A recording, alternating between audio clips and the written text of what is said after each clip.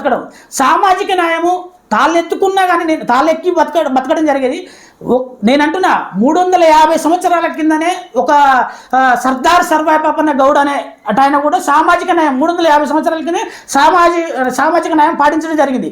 కానీ అటువంటి చరిత్ర మొత్తం కన్మరుగు చేసి మనము జ్ఞానం అనేది లేదు. మనం మన బీసీలకు రాజకీయంగా కానీ మరియు విద్యాపరంగా మెయిన్ విద్య లేకపోతే విద్య లేనివాడు వింత పశువు అంటారు తప్పనిసరిగా. ఎందుకంటే జ్ఞానం ఉంటే మనం ఇలా నేను ఇంత చదువుకున్నా కాబట్టి నేను ఇలా వచ్చి నా బీసీ సమాజానికి ఇట్లా జరుగుతుంది, ఈ విధంగా అన్యాయం అవుతుంది, ఇట్లా మనం నష్టపోతున్నాము, ఇన్ని సీట్లు మనకు 72 సీట్లు రావాలి లెక్క ప్రకారంగా. ఇలా మనకు పార్టీలు అవన్నీ అగ్రకుల పార్టీలు 72 సీట్లు రావాలంటున్నారు కదా బీసీలకు.